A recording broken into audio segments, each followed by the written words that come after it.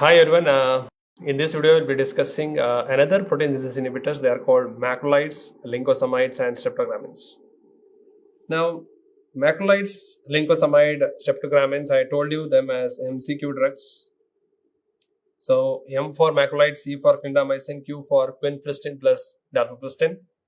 We can also remember them as M, L, S. So, M for macrolide, L for lincosamide, and S for streptogramins. Now let us write their mechanism of action. They all bind to 50S. They all bind to 50S and they inhibit the protein synthesis. That is the main thing you have to remember. And in protein synthesis, what step do they inhibit? In protein synthesis, what step do they inhibit? They inhibit the step called translocation. So I told you, if you solve the MCQs, you will be translocated to the next level, MCQ drugs. So are they static or cidal? Remember, they are static drugs. So MLS are static drugs. Okay, yeah. So once I know that, let me start with the first one. The first one is called the macrolides. The name is called macrolides. So when we think of macrolide, we'll come across four important drugs. What are the four important drugs? We can remember by the mnemonic CARE, the CARE drugs. So what are these CARE drugs? C for clarithromycin, A for azithromycin, R for roxithromycin, E for erythromycin. Remember, these drugs usually end with thromycin. They end with thromycin. That is the simplest understanding. So clarithromycin, azithromycin, roxithromycin, erythromycin. Previously, we had, similar to macrolide, we had something called ketolides. Ketolides, we had a drug by the name telithromycin. The name is called telithromycin. It's not a macrolide, but it is not used nowadays. The reason why it is not used is because the drug has shown to produce hepatotoxicity. The drug is hepatotoxic. So telithromycin, not used, but many a times in the exam, they can ask you why it was banned because of hepatotoxicity. Now let us start one by one. The first one we need to start is the drug by the name erythromycin. I told you repeatedly, it ends with thromycin. Erythromycin, it is specifically asked for pharmacokinetic importance. What are the pharmacokinetic importance? Number one, it's an enzyme inhibitor. So it's a microsomal enzyme inhibitor leading to drug interactions. So if I combine with erythromycin, the metabolism of other drugs are hampered. So their level increases. So drug interactions are more.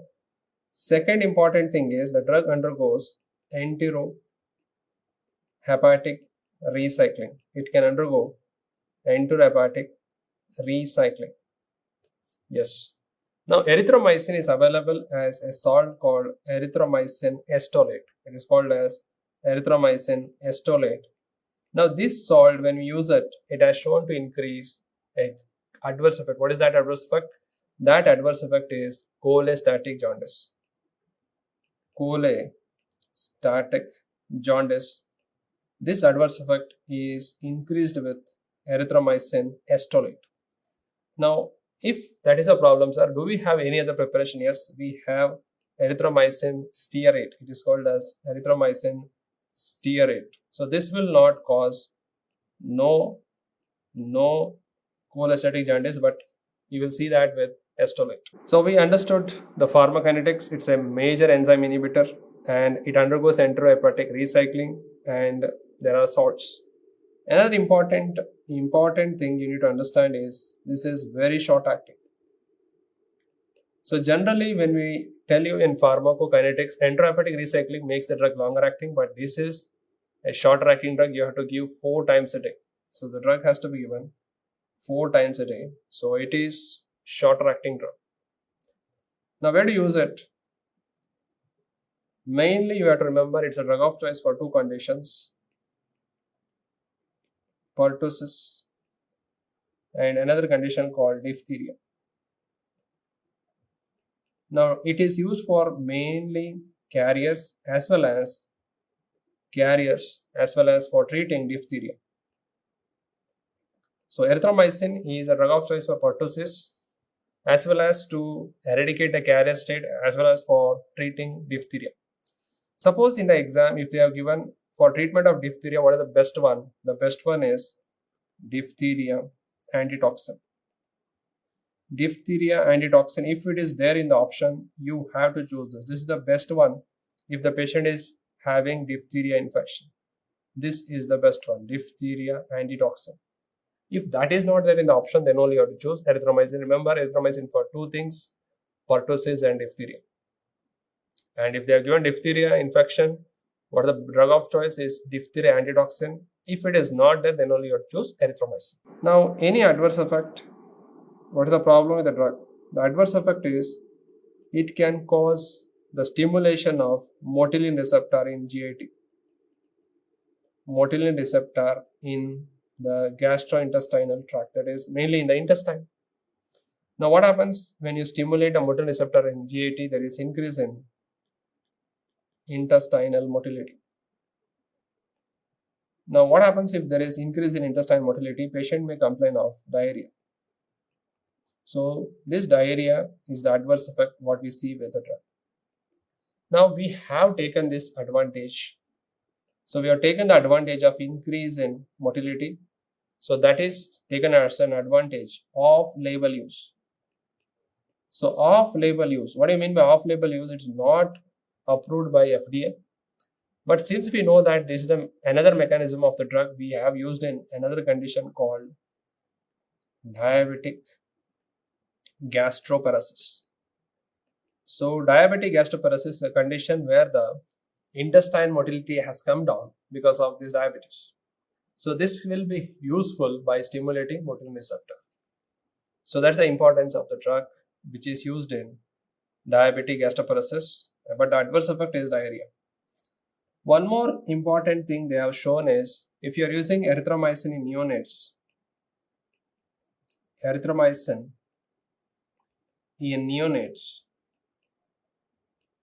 if you are using, there are studies which have shown there is increased risk of hypertrophic pylori stenosis, increased risk of hypertrophic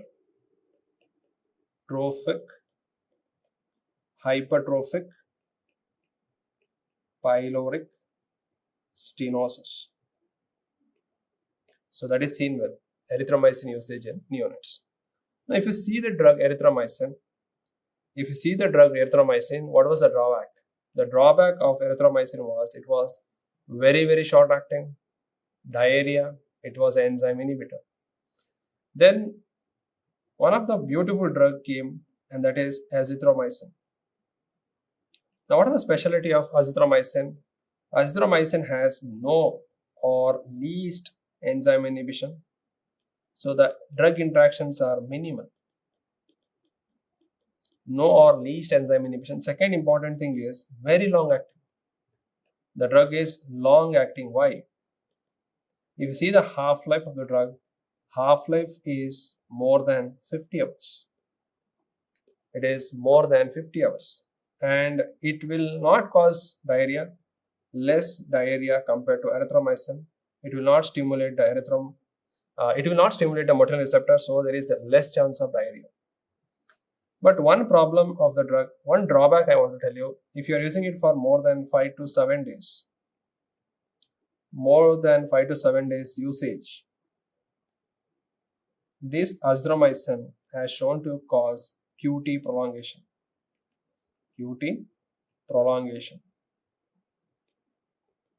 So remember, all the macrolides have the risk of QT prolongation.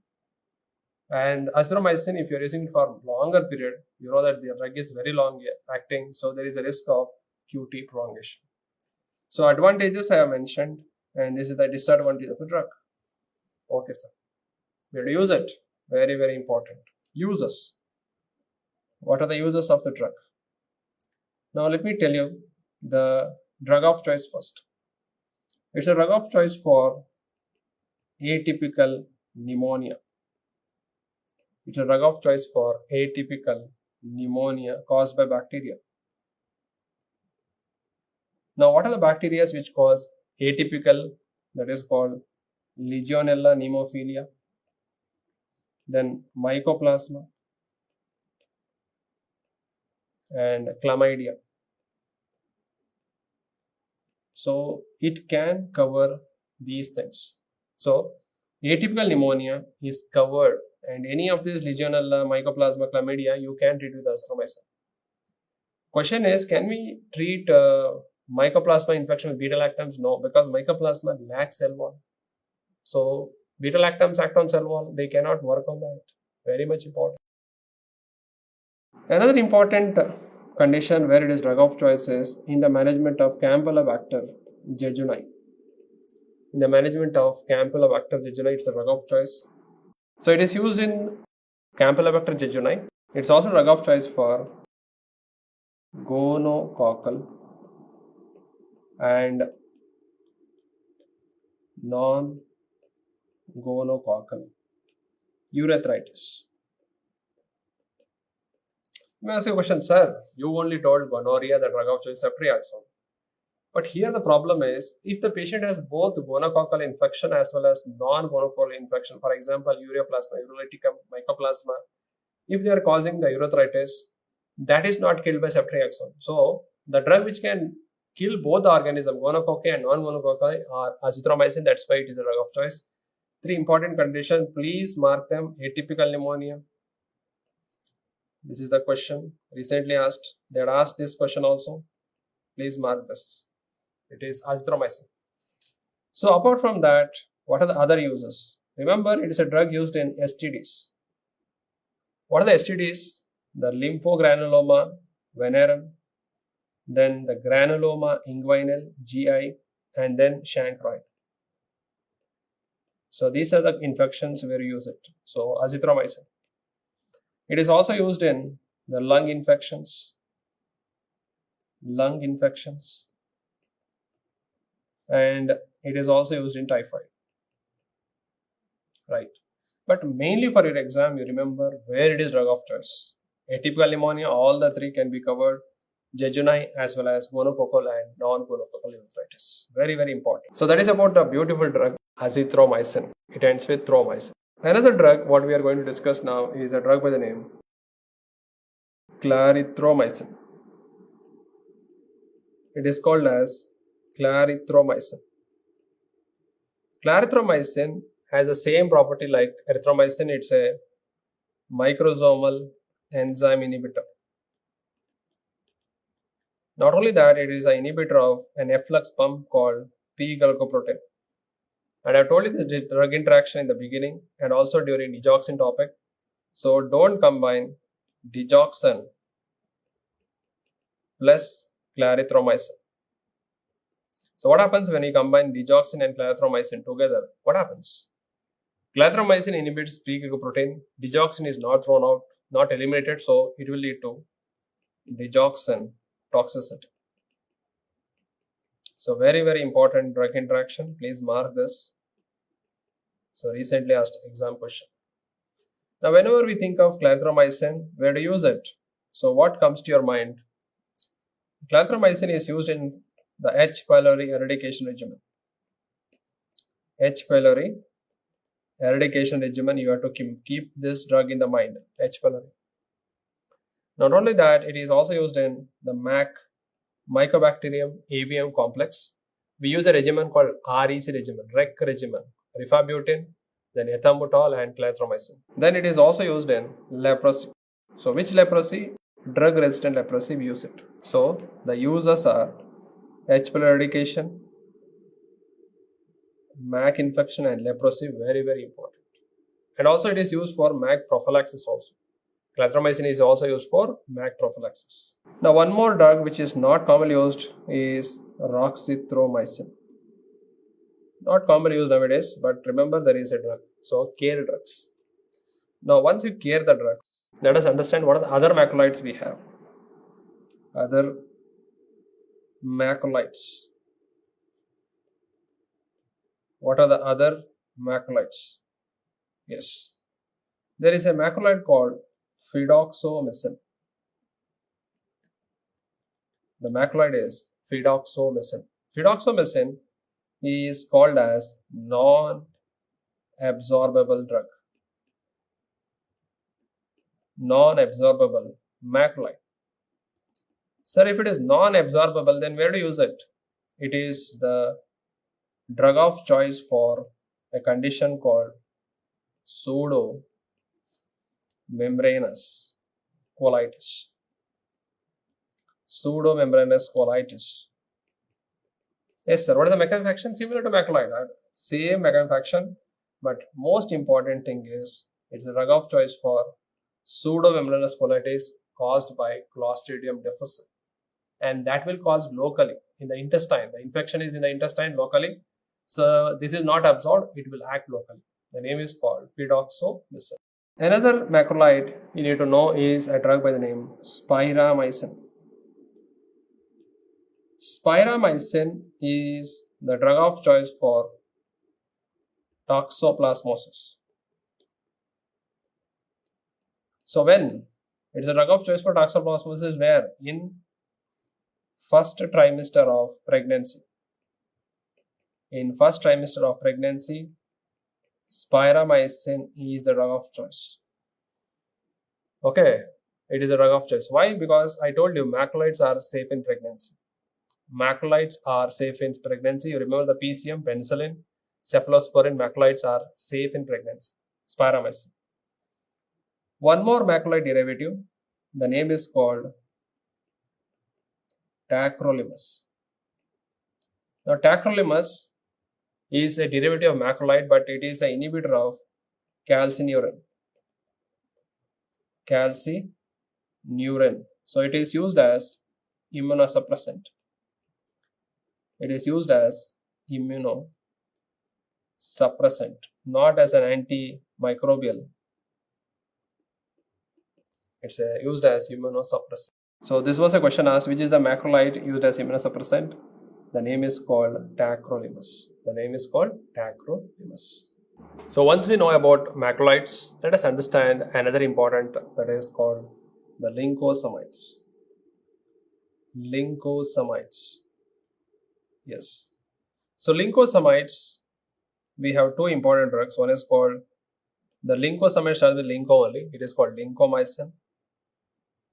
And one more is called clindamycin. Clindamycin. Now don't confuse clindamycin with clarithromycin. I have seen many of them doing that. Clarithromycin. Thromycin means macrolide. So clindamycin is different. So clindamycin is the drug which are being used nowadays. Lincomycin is used not that much nowadays. So what we are going to understand is clindamycin. Clindamycin pharmacokinetically undergoes bile excretion, or what we can write it as bile elimination. It undergoes bile elimination.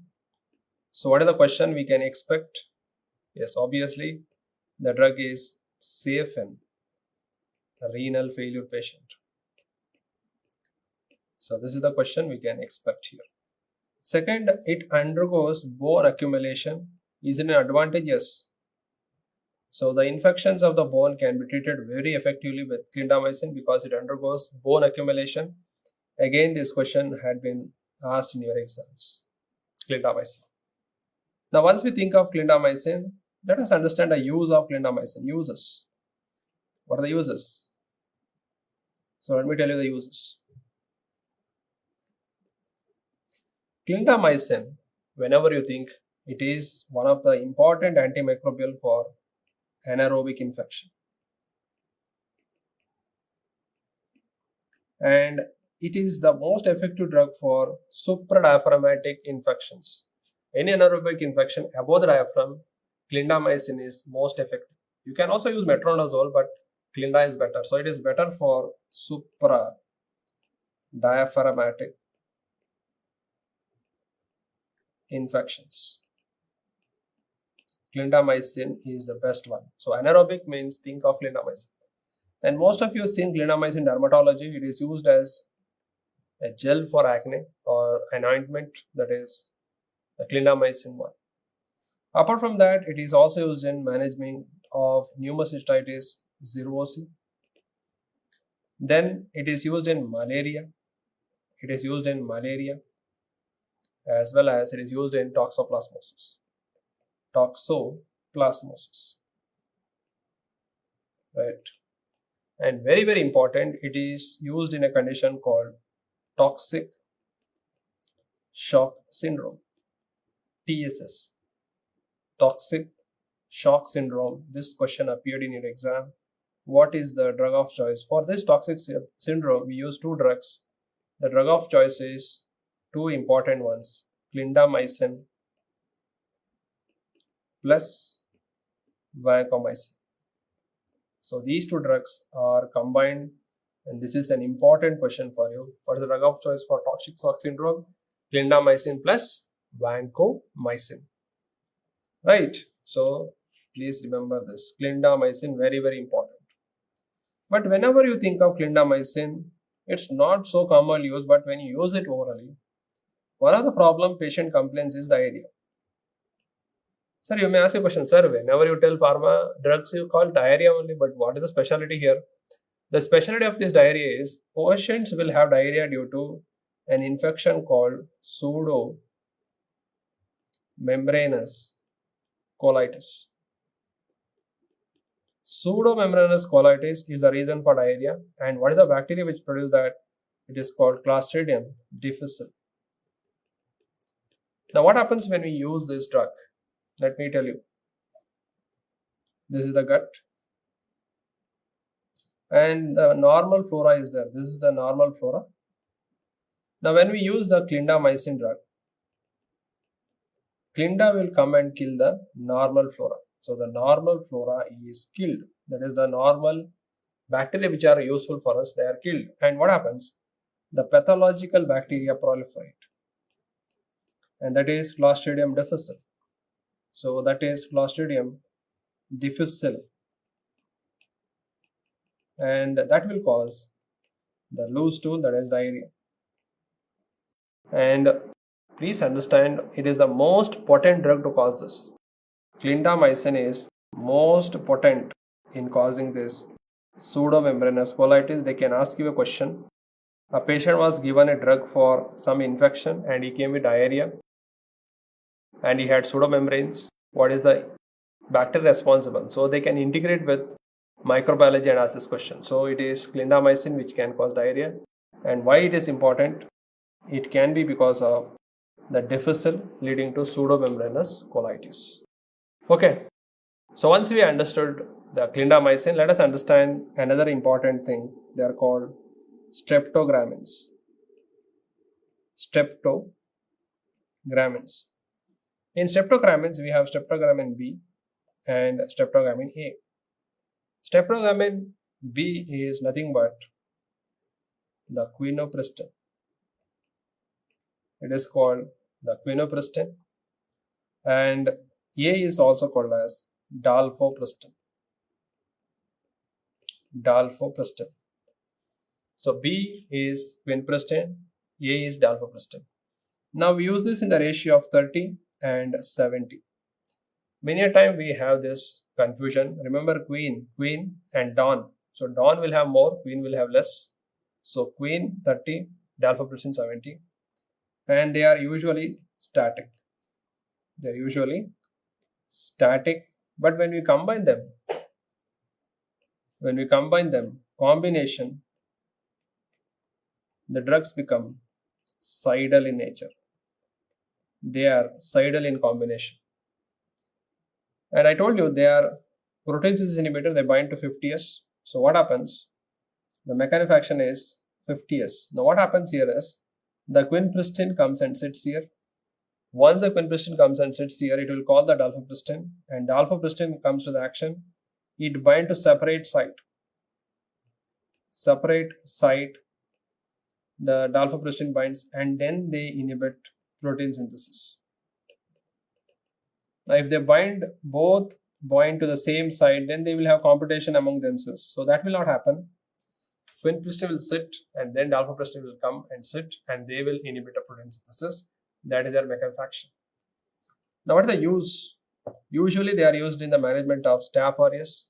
For example, MRSA, VRSA, and VRE.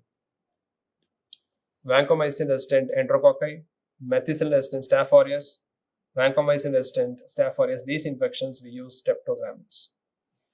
So that is about the drugs MLS. Now these MLS, macrolide, lincosoma, and streptogramins, they can acquire resistance, and the resistance is due to methylation of 50S ribosome.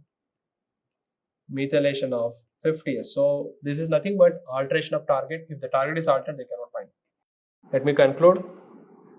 Mainly remember in macrolide, erythromycin is an enzyme inhibitor, very short acting. It can stimulate motor receptor leading to diarrhea. We take the off-label in gastroparesis, diabetic gastroparesis. Then it is a drug of choice for pertussis and diphtheria. Best drug for diphtheria is diphtheria antitoxin. If it is not there, you can give erythromycin for treatment and carrier. Azithromycin is longer acting, less enzyme inhibition or no enzyme inhibition, QT prolongation, drug of choice for atypical pneumonia, Campylobacter jejuni, and gonococcal and non-gonococcal urethritis. Clarithromycin, don't confuse clindamycin. Clarithro is a macrolide and it is used for H. pylori eradication and MAC infection mainly. And also it is used for MAC prophylaxis. Then other macrolides are pyridoxamycin, drug of choice for pseudomembranous colitis. Then sparamycin, safe in pregnancy, first trimester, toxoplasmosis, it is the drug of choice. Tacrolimus is a immunosuppressant. It's a derivative of macrolide and it acts by inhibiting calcineurin. That is a repeatedly asked question in the exam. Then we discussed clindamycin. When you think of clindamycin, it's used in anaerobic infection, drug of choice for toxic shock syndrome. It is used along with vancomycin. Main problem is diarrhea due to Clostridium difficile leading to pseudomembranous colitis, one of the most potent drugs to produce that. Streptogramins are not used nowadays. The individual drugs are static, the combination is sidal, and they are used in VRSA, MRSA, and VRE. So they can develop resistance, MLS resistance, because of methylation of 50S. So that is about MLS drugs in this video. Thank you all.